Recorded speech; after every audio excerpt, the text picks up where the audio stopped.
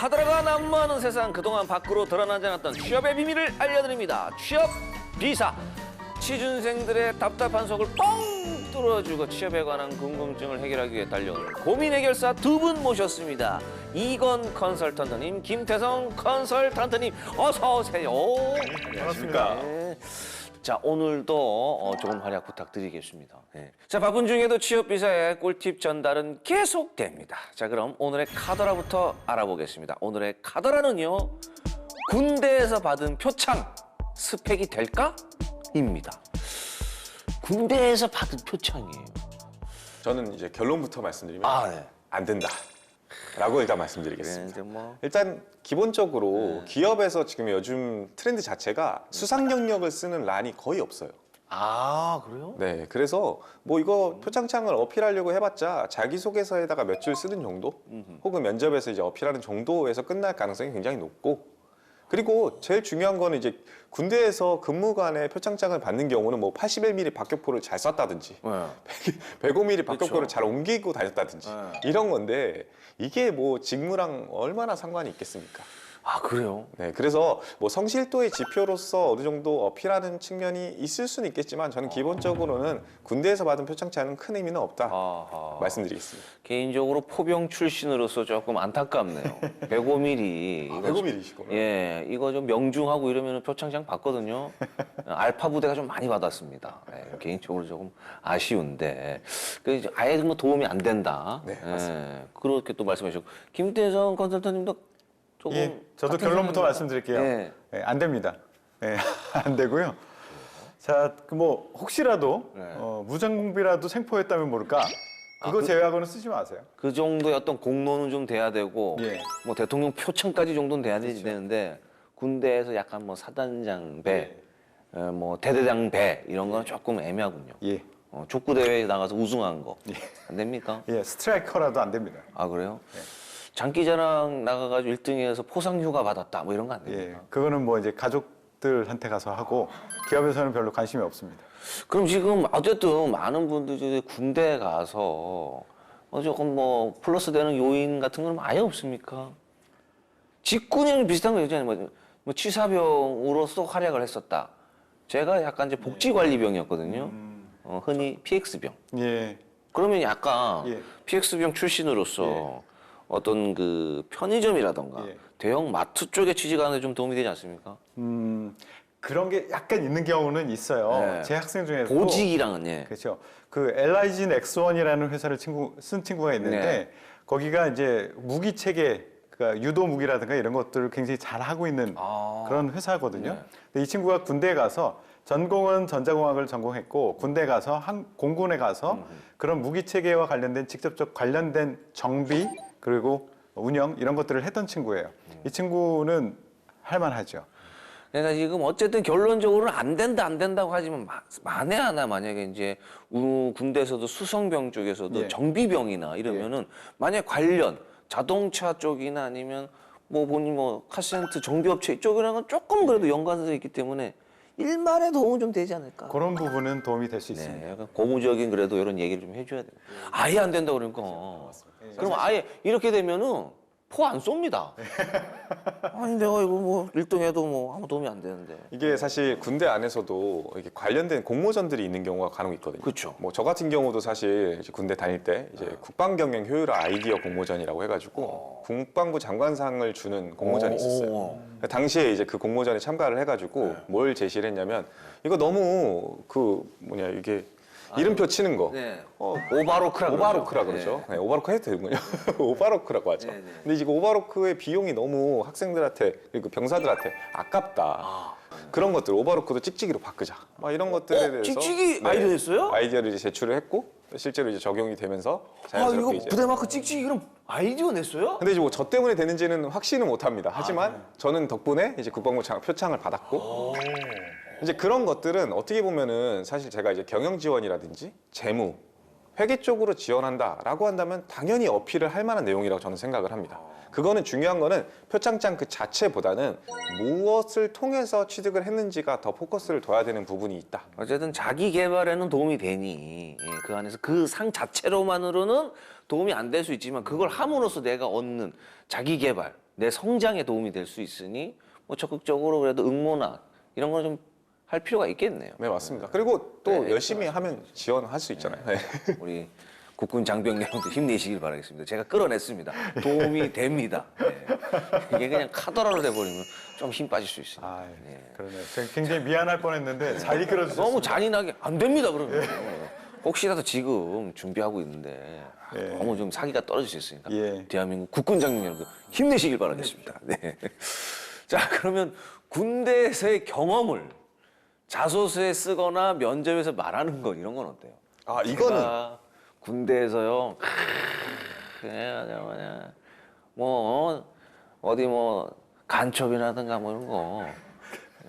간첩은 언제든지 얘기할 수 있다고 저는 생각을 하지만 기본적으로 저는 이건 가능하다 생각합니다. 이거는 괜찮을 것 네, 같아요. 이건 괜찮을 것 같습니다. 일단 말씀해 주셨듯이 PX에서 일했는데 관련된 유통 관련 대리점에서 일을 하고 싶은데 응용 가능하냐? 사실 PX에서 일했던 그 경험 자체는 그 유통 체계에 대한 이해도를 어느 정도 보여줄 수 있는 지표가 될 수 있기 때문에 또 가능할 수 있는 측면이 있고요.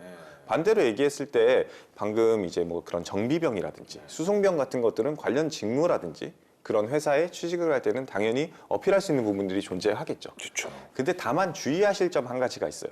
뭐냐면은 내가 105mm 박격포를 옮기면서 굉장히 무거웠고 내가 무슨 사단 몇 소대에서 몇 명과 함께 근무했는지 했는데 라는 그런 디테일한 측면들은 사실은 중요하지 않아요. 구구절절하게 모든 스토리를 전달하는 게 중요한 게 아니라 그 직무와 관련성이 있는 포인트만 잡는다면은 군대 경험도 당연히 가능하다. 우리 이건 컨설턴트님은 자꾸 105mm에 대해서 약간 조금 꽂혀 있으신데 포병을 조금 별로 안 좋아하십니까?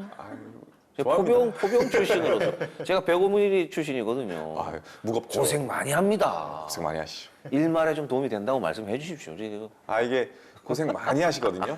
그래서 자기소개서에다가 고생 많이 했다라는 얘기를 집중해서 쓰는 경우가 있어서. 그러니까 구구절절 쓰는 거는 사실 도움이 안 된다. 네. 예, 그렇군요. 김태성 컨설턴트님. 예. 제가 뭐 이런 분위기에서 찬물을 확 끼얹어보고 싶은 생각이 있는데요. 지금 기간은 좀 다르긴 한데 혹한기 끝난 지 얼마 안 됐는데 찬물 너무 추울 것 같은데요. 예. 기업에서는요 그런 생각을 해요. 요즘에 기업의 그 인재상이라든가 우리가 뽑고 싶은 사람 얘기할 때 많이 빈출되는 단어들이 있어요. 그게 뭐냐면 주도적, 능동적, 뭐 이런 얘기, 자발적 이런 얘기 많이 하거든요. 군대 가서 몇 %의 병사들이 주도적으로 내가 이것을 뭔가 개선하기 위해서 진짜 적군으로부터 우리의 가족을 지키기 위해서 내가 주도적으로 땅 파고 들어가서 누워 있고 하겠습니까? 그렇죠. 이제 군대 어떤 특성상 그냥 명령 하달이기 때문에 주도적으로 하면은 예. 위험하거든요. 그렇죠. 쓸데없는 짓 한다고 얘기 들을 수도 있어요. 야 시키는 걸 하잖아요. 그래서 이게 좀 갭이 있다는 거죠. 조금은, 분명히 고생한 만큼 대우를 받아야 된다는 생각이 저는 개인적으로 있는 사람인데도 불구하고 기업에서는 무엇인가를 해냈어. 그런데 우리가 뒤에서 보는 건 뭐냐면 그래? 그것을 주도적으로 한 거야? 자발적으로 한 거야? 스스로 한 거야? 라고 했을 때 그게 채워지지 않는 거죠. 그럼 명령에 의해서 한 거 아니야. 그렇기 때문에 너는 그런 사람이라고 볼 수는 없어. 그건 스스로 능동적으로 했었어야지 너는 그런 사람이야. 그것을 높이 평가해 줄 거야 라고 우리는 생각을 하거든요. 또 하나는 이런 어떤 시대적인 차이도 좀 있습니다. 면접관들이 보통 나이가 지긋하시거든요. 예, 한 뭐 40에서 50 된 사람이 들어와요. 그러면은 기본적으로 지금 군대에 대해서 야 그게 무슨 군대야? 뭐 병영 캠프지 이런 얘기들도 한단 말이에요. 고생하지만 그때를 자꾸 생각하는 그 사람들은 라떼는 말이야. 예, 라떼는 뭐 귀신도 수도 없이 잡았죠. 이 사람들은. 그러니까 그거를 비교해가지고 자꾸 판단을 한다면 너희들 고생했다고 하는데 그게 그렇게 고생이었어? 이런 생각을 해요. 예, 그렇기 때문에 전 자소서에서 면접에서 이것을 어필하는 것 그게 크게 강하게 와닿지는 않을 것이다. 라는 안타까운 말씀을 드립니다. 크게 도움은 되지 않는다. 자, 그럼 오늘의 카더라는 카더라입니다. 열심히 정말 고생하시는 건 알겠지만 카더라에 가깝다 말씀을 드리면서 다시 한 번 더 대한민국 국군 장병 여러분들 힘내시길 바라겠습니다. 네.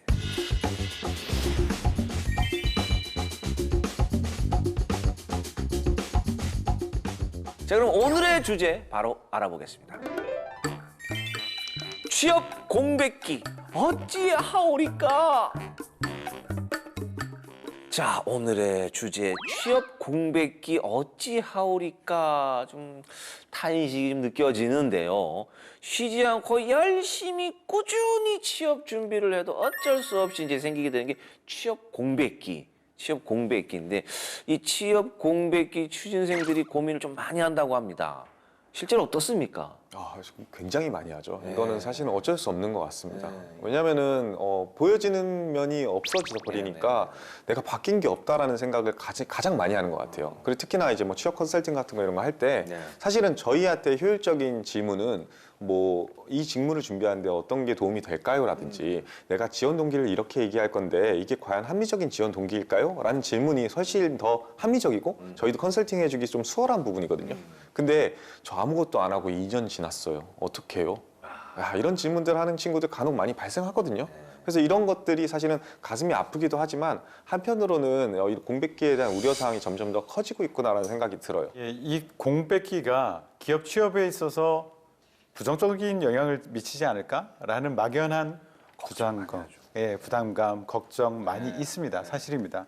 그래서 이제 학생들이 선택하는 것이 전략적인 어떤 계획을 세우는 것이 아니라 막연하게 이거 불안해, 불리할 거야라고 생각하고 대책 쉽게 세울 수 있는 대책이 뭐냐면 졸업 연기, 졸업 유예, 휴학 이런 것들을 많이 선택하고 있습니다. 그런데 전략적인 어떤 그 방법을 찾아야지 막연히 기간을 늘리고 공백을 뭔가 이렇게 숨기는 그런 작업을 한다고 해서 될 것은 아니다라고 말씀드려요. 취업 공백은 어떤 이유로 좀 이렇게 생기는 경우가 많죠? 저는 이제 개인적으로는 사실은 이제 준비 과정에서 가장 많이 생긴다라고 생각을 합니다. 준비 과정에서 일단. 네. 이게 왜 그러냐면 이 준비 과정이 모든 것들을 다 통합한 과정이라고 생각하시면 좋을 것 같은데 일단은 졸업한 사람들은 나 이제 졸업했어. 당차라고 하면서 일단 지원을 시작해요. 지원했는데 당연히 그 전에 지원을 많이 했고 준비를 많이 했던 친구들한테 밀릴 수밖에 없겠죠. 그러면 당연히 좋은 결과가 안 나올 가능성이 높고 그렇게 좋은 결과가 안 나오고 나면은 그 좋은 결과를 바로 안 나왔을 때를 바로 받으면 상관이 없는데 이게 막 5월, 6월, 7월 막 이렇게 됐을 때 최종 결과에서 떨어졌다라고 한다면 이제 하반기를 또 본격적으로 지원해야 되는데 바뀐 게 없거든요. 그러면서 계속해서 공백기가 생겨가는 그런 악순환 효과가 가장 큰 비중을 하지 않을까 싶습니다. 그래서 이제 1년 지나고 2년 지나고 가면 사실은 본인은 계속해서 준비하고 문을 계속 두드렸지만 어쨌든 기업 입장에서 봤을 때는 그동안 뭐야? 취업에 뭐 공백이 생겼네라고 이제 판단하다 보니까 취준생 입장에서는 더 걱정이 될 수밖에 없네요. 난 계속 문을 두드렸지만 본인은 어쨌든 결과적으로는 안 됐으니까. 아하. 그래서 지금 우리 김태성 컨설턴트 말씀대로 휴학이나 졸업 유예 이런 걸 좀 많이 한다는 얘기죠. 졸업 유예를 걱정하면서 저한테 상의하는 친구들도 있어요. 그런데 저는 하지 말아라라는 조언을 많이 합니다. 그럼 졸업을 해라. 졸업을 해라. 어차피 졸업 유예로 한 학기를 지나든 졸업 후에 한 학기를 지나든 기업에서 보는 눈은 똑같다라고 제가 얘기를 하거든요. 아무래도 합리적 의심을 하겠죠. 왜 이때까지 졸업을 못했지? 눈에 보입니다. 그렇게 호락호락하게 보시면 안 됩니다. 기업의 면접관들이나 심사위원들을. 아하. 이 대부분의 기업들이 면접관 분들이 이 친구의 취업 공백기가 길지 해서 부정적으로 좀 보는 경우가 있고 그런 경향이 있고 취준생들도 그렇게 생각하는 경우가 있는데 아니야. 이 친구는 뭔가 있을 거야. 이 취업 공백기 때 뭔가 있을 거야. 긍정적으로 보는 기업이 좀 있을 것 같은데. 이거를 그냥 긍정적으로 본다, 부정적으로 본다라고 일평양적으로 나누기는 쉽지 않을 것 같습니다.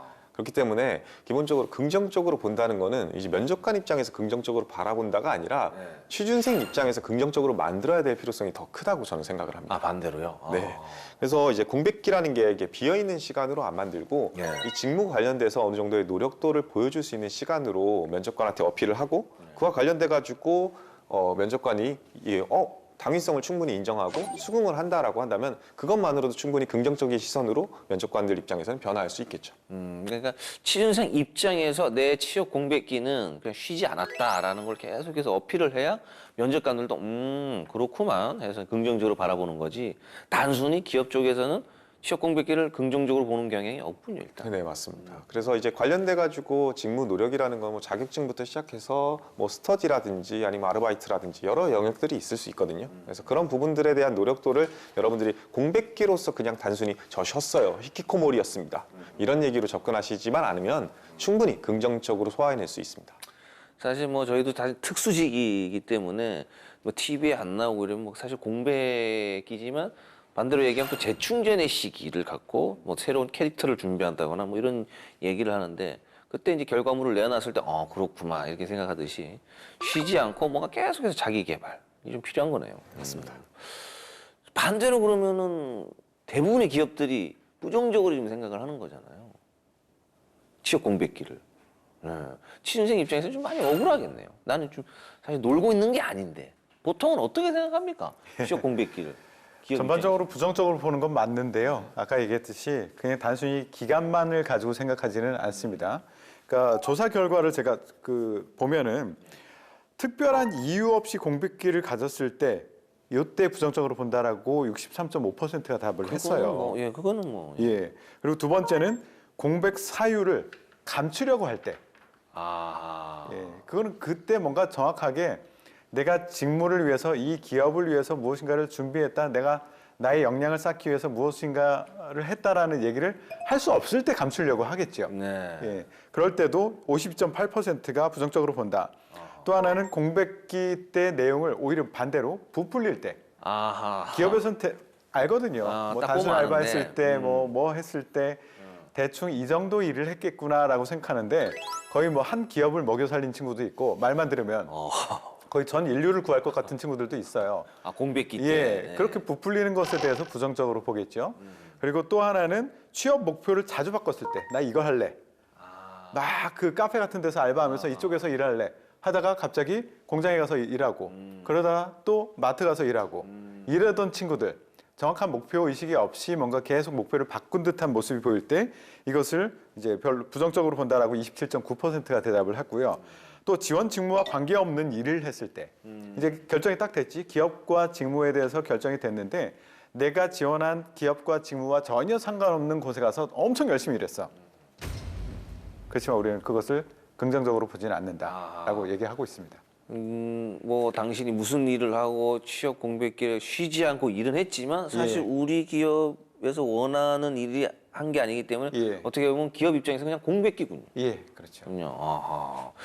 자, 그러면 이제 취업 공백기가 있어도 다행히 서류까지 이제 무사 통과한 후에 면접에 왔을 때 면접까지 왔어요. 그러면 이제 취업 공백기가 있는 지원자들이 좀 들을 수 있는 질문과 그 질문에 대한 모범 답변이 있으면 또 어떤 것들이 있을까요?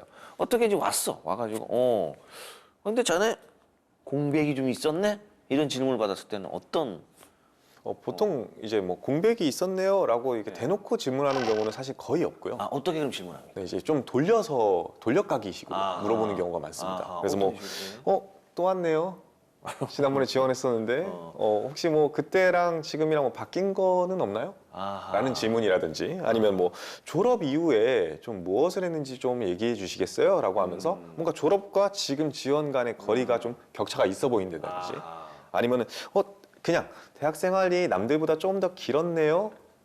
라고 이제 그냥 그렇게 넌지시 물어보는 질문이라든지 방금 우리 이건 컨설턴트님 질문 정말 얄밉네요.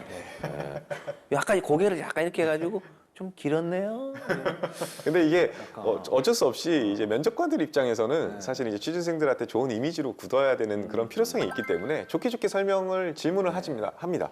하지만 이제 이걸 답변하는 면접자 입장에서는 굉장히 난해하겠죠. 그럼 뭐라고 얘기해야 될까? 근데 사실 답변은 어쨌든 지금 저희 이제 세승쌤이랑 제가 이제 얘기하는 방식, 그 직무랑 연결고리를 가져라, 만들어라라는 이야기로 모범답안을 얘기해주고 있지만 가장 그 시작점은요. 저는 개인적으로 인정하라라는 거를 꼭 얘기하고 싶어요. 일단 인정하라. 이거는 사실은 그냥 대화의 스킬이라고 생각했으면 좋겠습니다. 예를 들면은 머리가 긴 친구가 있는데 단발로 쳤으면 좋겠어요. 근데 이제 너 단발로 쳤으면 좋겠네라고 얘기했는데 아닌데? 나는 머리가 긴 게 좋은데?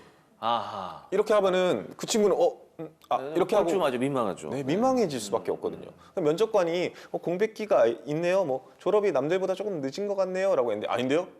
이게 우리 학교 평균인데요? 이러면은 그냥 이제 더 이상 대화가 안 됩니다. 그때부터 이제 색안경을 끼고 시작하고 그러고 나면 자연스럽게 부정적으로 흘러갈 수밖에 없는 대화 구조가 만들어지니까 처음에는 그냥 인정을 하시되 그 다음에 하지만 이런 것들을 해왔기 때문에 그 부분에 집중하시면 좋겠습니다 라고 이야기를 해주시면 그것만으로도 면접관은 되게 기분 좋은 대화를 하고 있기 때문에 여러분들한테 집중해 줄 겁니다. 지금 그러니까 뭐 질문들은 뭐 다양한 것 같지만 사실 하나로 조금 점철되는 거는 공백기 때 뭐 했어요거든요. 근데 거기에 대해서 저 공백기 때 사실은 이랬습니다 하고 인정을 한 다음에 하지만 하고 그 안에 있었던 일을 그대로 이제 얘기하는 게 좀 도움이 되고 우리 면접관들이 경청할 수 있다. 말씀을 해주셨습니다.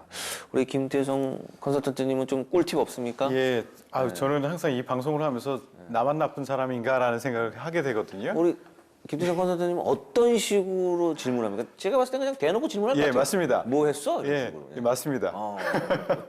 기업의 면접에서는 여러 가지 이제 면접의 기법들이 있습니다. 근데 이 사람들이 워낙 포장을 잘해오기 때문에 그 포장을 벗겨서 날 것을 보기가 힘들어요. 네. 그래서 날 것을 보기 위한 여러 가지 기법 중에 하나는 압박을 해서 스트레스 상황으로 몰아놓고 압박. 날 것을 보고 싶어하고 어떨 때는 방심을 하게 만들어 놓고 날 것을 보기도 합니다. 그래서 저는 이런 것에 대해서는 압박을 좀 하는 편이었었어요. 실제 면접을 할 때. 예를 들어서 아까 뭐 예상하셨겠지만 공백이 있네요. 공백기에 뭐 했습니까? 이렇게 대놓고 물어요. 돌직구네요. 예, 돌직구 합니다. 그러면 이제 이거는 솔직하게 답변하세요. 이건 쌤이 말했듯이 솔직하게 답변하세요. 그 내가 공백 기간 동안에 뭐 반사회적인 활동을 했다거나 그런 거 아니면은 그냥 솔직하게 말하면 돼요. 다 알거든요, 면접관들도. 예. 그리고 이제 또 했던 질문들은 더 압박을 합니다. 왜 취업을 바로 성공하지 못했습니까? 그리고 나서 꼬리 질문으로 그때 탈락했다고요. 근데 그때 탈락했는데 지금은 왜 우리가 당신을 뽑아야 되죠? 이런 식의 질문. 어떻게 성장을 했는지. 그렇죠. 그 공백기, 그 사이에 내가 어떤 변화가 있었는지를 충분히 답을 해줘야지만 면접관들은 끄떡끄떡 해줄 겁니다. 그리고 이제 공백기가 많을 경우에는 보통 나이가 많은 경우들이 있죠. 그러다 보면 나이 어린 상사와 잘 지낼 수 있겠습니까? 이거 좀 쉽지 않을 텐데요. 이렇게 몰아붙여 보기도 하고요. 이거는 뭐 어쩔 수 없어요. 내가 지금 증명할 수 있는 게 없잖아요. 그 너스레를 떨어야죠. 전혀 상관없습니다. 저는 뭐 사회적 나이가 중요하다고 생각합니다. 먼저 들어왔으면은 저보다 선배인 거 당연합니다. 이런 식으로 너스레를 떨고 납작 엎드리겠습니다. 분위기를 보여주시면 돼요. 너무 예전 미안합니다. 방식 아닙니까? 납작 엎드리는. 그런 마음가짐이라는 거죠. 우리 그런 MZ 마음가짐. 세대들 납작 엎드리는 거. 이 표현 자체도 잘 모를 것 야, 같은데요. 그러면은 납작 엎드려. 납작 엎드리란 말 참 오랜만에 들었어요. 예, 그죠? 뽑는 사람 입장으로 보라는 거예요. 네. 뽑는 사람이 그 나이 또래 사람이야. 내가 의사결정권, 그러니까 합격 결정권을 가지고 있는 사람이 아니에요. 그렇기 때문에 내가 이렇게 훌륭하니까 당신은 나를 뽑아야 돼가 아니라 당신들이 뽑고 싶은 사람의 내가 그런 걸 가지고 있어를 맞춰줘야 돼요. 기본 자세가 그래야 되거든요. 그 사람들이 어떤 사람들을 뽑고 싶어하고 어떤 눈으로 바라보고 있는가 그거를 이해하고 접근하지 않으면 나 이렇게 훌륭해, 나 MZ세대야, 이거 알아줘야 되지 않겠어? 안 됩니다. 일단 결정권한을 여기 있으니까 들어가서 바꾸세요. 그러면 돼. 예. 근데 납작 엎드린 거에 대해서 굉장히 충격이 컸나 봐요. 아니 저는 이해를 하죠. 저는 많이 엎드리거든요. 저는 거의 뭐 저희는 포복 세대 아닙니까? 예. 거의 뭐 면접 들어갈 때 기어서 들어갑니다. 예. 예. 하지만 사실 이렇게 말씀해 주시는 게 좀 도움이 될 수도 있어요. 그게 아니다. 기업이 원하는 건 진짜 사실 기업이 우선권 칼자루를 잡은 건 기업이기 때문에 좀 맞습니다. 맞출 필요도 좀 있는 건데. 예. 자, 원치 않는 취업 공백기 하지만 넉넉고 마냥 있을 수만은 없습니다. 취업 공백기 때 취준생들이 하면은 좋은 활동들이 있다면 어떤 것들이 있는지 좀 알려주시죠. 저는 개인적으로 첫 번째는 자신의 전공 수업들 성적들을 한번 점검해 보시고 재수강할 수 있는 것들은 최대한 재수강해서 전공 성적을 끌어올려라라는 얘기를 하고 싶어요. 요즘 트렌드 자체가 최종 학점으로 지원하는 경우보다는 관련되어 있는 교과목 중심으로 전공 성적을 입력하게끔 하는 기업들이 우후죽순 많이 생기고 있거든요. 그렇기 때문에 내가 직무 관련도의 전공의 성적을 올리는 것들을 보여주기 위해서는 그런 측면으로 접근하는 것도 좋은 기회가 될 것이다. 그리고 두 번째는 아무래도 모든 기업들이 원하는 인재는 딱 통일성 있게 한 가지만 뽑는다고 하면 4차 산업혁명 관련 인재예요. 그렇기 때문에 내가 전공이 IT가 아니에요. 뭐 예를 들면 철학과라든지 경영학과라든지 경제학과라든지 뭐 기계공학이라든지 그렇다 할지라도 졸업을 유예했다. 그리고 이미 졸업할 학점을 다 취득했다라고 한다면 굳이 외부에서 돈을 내고 학원을 다닐 바에는 학교 내에서 IT 관련 과목들을 교양이수로 수강을 해놓으시면은 그걸 또 활용할 수 있는 곳들이 많거든요. 그래서 이런 것들을 좀 활용했으면 좋겠다라는 걸 일단은 졸업 유예를 하신 분들한테 적극 권유드리고요. 만약에 이미 졸업을 했다. 나는 그럼 어떡하냐? 라고 하시는 분들한테 가장 1순위는 앞서 말씀드렸던 공기업 체험형 인턴이라고 생각을 합니다. 지금 많이 열리고 있는 공기업 체험형 인턴 꼭꼭꼭 많이 지원하라고 얘기를 하고 싶고요. 그 과정 간에도 자격증 취득이라든지 여러모로 여러분들이 직무 관련된 노력들 같이 병행하신다면은 분명히 합리적이고 굉장히 어떻게 보면 설득력 강한 공백기가 될 거라 저는 확신합니다. 아주 세분화해서 말씀을 잘 해주셨습니다. 아, 이게 뭐 내가 졸업을 했는지 졸업을 안 했는지에 따라서 아주 구체적으로 말씀을 해주셨습니다. 참고하시고요. 우리 김태성 컨설턴트님. 아무거나 하지 마십시오. 저는 그 얘기를 꼭 드리고 싶어요. 지난주에 우리가 자격증 얘기했을 때도 많이 강조했었고 공백기 얘기하면서도 많이 강조하는 내용인데요. 내가 어디로 달릴지 모르는 상태에서 열심히 달리는 것은 중요하지 않습니다. 열심히가 그렇게 중요하지 않아요. 어디로 달려야 되는데 방향을 잡고 뚜벅뚜벅하는 것이 훨씬 더 효과적일 수 있거든요. 그 방향이란 무엇이냐? 여러분들이 가고 싶은 기업이 어딘데 직무가 무엇인데 그거에 따라서 내가 준비해야 될 활동들, 전략들이 다 달라지거든요. 그러니까 이게 준비가 안 된 상태에서 열심히 자격증 할래, 열심히 어떤 활동할래, 열심히 아르바이트 할래 의미 없다는 얘기예요. 그렇기 때문에 방향 설정부터 하자. 그러기 위해서는 내가 지원할 기업이나 직무가 무엇인지를 알아내는 작업, 그것부터 제일 먼저 하자. 그리고 나서 여기서 필요한 활동이나 경험들을 하자. 예를 들면 이공계 같은 경우에는 아까도 얘기했지만 공장에서 알바라도 하세요. 인턴할 기회 없으면 공장에서 알바해도 큰 도움이 될 거예요. 그리고 만약에 영업을 지원하겠다라고 하면 마트 같은 데 가서 뭐 생선 파는 거 어머니 이거 꼴뚜기 이거 신선해요. 이거라도 하시란 얘기예요. 되게 도움 될 거예요. 그리고 뭐 서비스직 하고 싶다 그러면 카페 알바하면서 진상 고객 많이 만나보세요.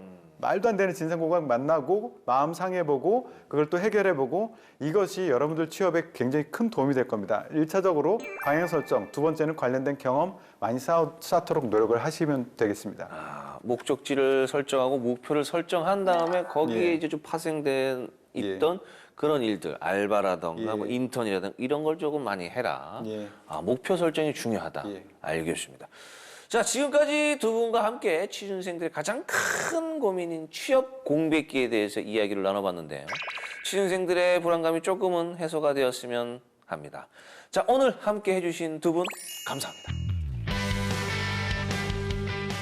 지금까지 위기를 기회로, 기회를 성공 취업으로 연결해주는 취업비사 함께 하셨습니다.